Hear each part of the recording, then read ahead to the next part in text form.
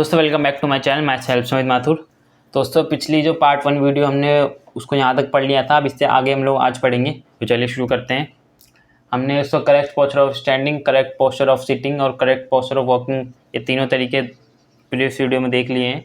अगर आपने वो वीडियो नहीं देखी तो पहले वो वीडियो देखें। चलते हैं आगे। इसको हम लोग आज पढ़ेंगे दोस्तों कॉमन पोस्चरल डिफॉर्मिटी, सामान्य मुद्रा विकृति। ऐसे हम लोग बात करें नॉकनीज के, घुटनों का टकराना। इस विकृति में दोनों घुटने सामान्य खड़े होने की स्थिति में एक दूसरे से टकराने लगते हैं। एड़ियों के बीच फासला बढ़ने लगता है नॉकनीज होने के कारण। ये समस्या मुख्य रूप से आहार में विटामिन टी, कैल्शियम और फास्फोरस की कमी के कारण होता है। उपाय: घुड़सवारी और साइकिलिंग एक अच्छा व्यायाम है। पैरों के बीच तकिया रखना, वॉकिंग कैलिपर्स का उपयोग भी कर सकते हैं। दोस्तों देखिए, इस तरीके की कुछ होती है नॉकनीज।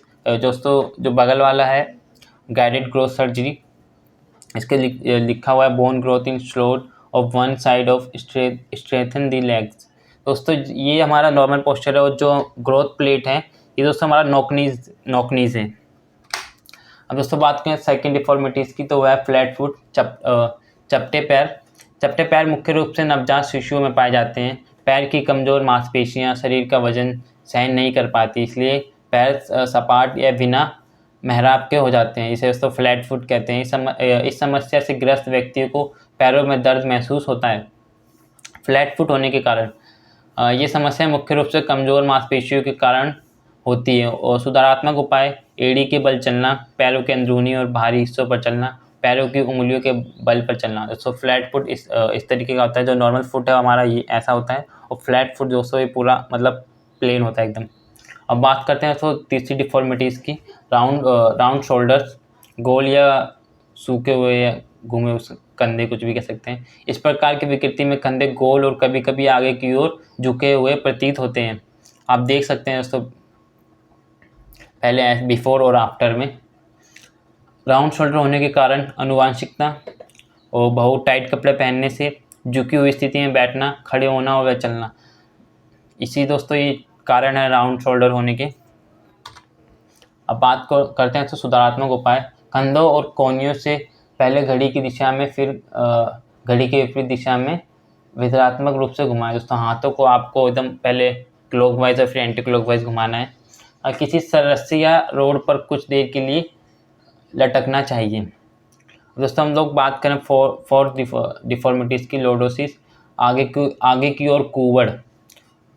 आगे की ओर कूबड़ में रीढ़ की हड्डियों का झुकाव आगे की ओर होता है। दोस्तों ये लॉर्डोसिस है, इसके होने के क्या कारण है? अधिक एवं असंतुलित आहार, व्यायाम न करना, अनुचित वातावरण आदि। सुधारात्मक उपाय: सिर के बल लेटकर तथा टांगों को एक साथ ऊपर उठाएं, नियमित रूप से हलासन करें और प्रतिदिन सिटअप्स करें। अब दोस्तों बात करें तो फिफ्थ डिफॉर्मिटीज़ की, काइफोसिस, पीछे की ओर कुबर। इस प्रकार की विकृति में रीढ़ की हड्डियों का झुकाव पीछे की ओर होता है, जिसके कारण छाती दबी रहती है और इस स्थिति में सिर और गर्दन आगे की ओर झुक जाते हैं।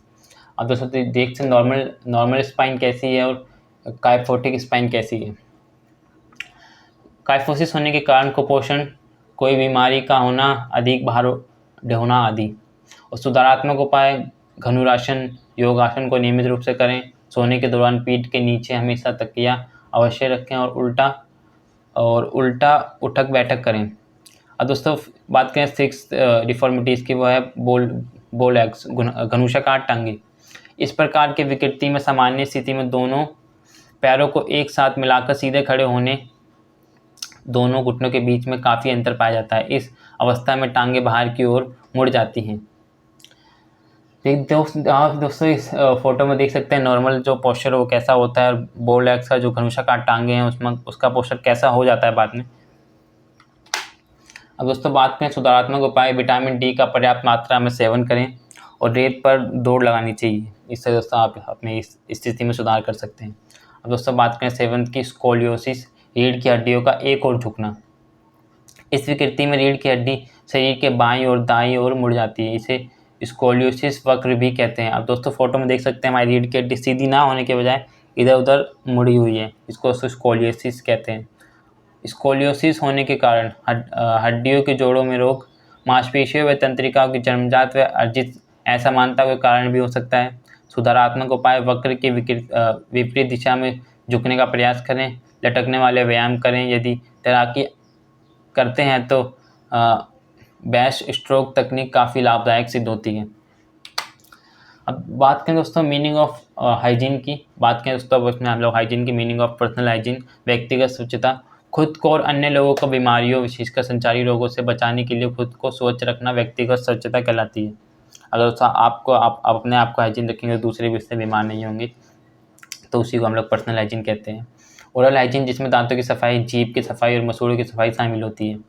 RW इमर्सन के अनुसार वो बताते हैं कि एक राष्ट्र की प्रगति उसके नागरिकों के स्वास्थ्य पर निर्भर करती है। फुट केयर, पैरों की देखभाल। अगर हम अपने पैरों का ख्याल नहीं करते तो वह क्षतिग्रस्त हो सकते हैं। दांत, त्वचा पर उगने वाले फंगस के कारण रिंगवर्म के कवक को डर्माफाइटस कहा जाता है। एथलीट फुट, पैरों का एक फंगस संक्रमण है, कभी कभी इसे रिंगवर्म भी कहा जाता है, और दोस्तों रिंगवर्म के कवक को डर्माटोफाइटस भी कहा जाता है। आमतौर पर ये किशोरों और युवा वयस्कों में पाया जाता है। आंखों के नीचे काले घेरे तनाव हार्मोन यानी कोर्टिसोल जारी करता है। अब दोस्तों बात करें ड्रग की। दोस्तों मीनिंग ऑफ ड्रग, दवा का एक रासायनिक पदार्थ, केमिकल सब्सटेंस है जो तंत्रिका तंत्र पर कार्य करता है। मीनिंग ऑफ ड्रग एब्यूज़, नशीली दवा का दुरुपयोग, अवैध दवा का उपयोग और निर्धारित दवा का दुरुपयोग। ड्रग्स के प्रकार, ड्रग्स दो तरह के होते हैं, लीगल और इलीगल, मतलब अवैध ड्रग्स। कैफीन, अल्कोहल और टोबैको को लीगल ड्रग्स कहा जाता है। दोस्तों अवैध की बात करें, कोकीन,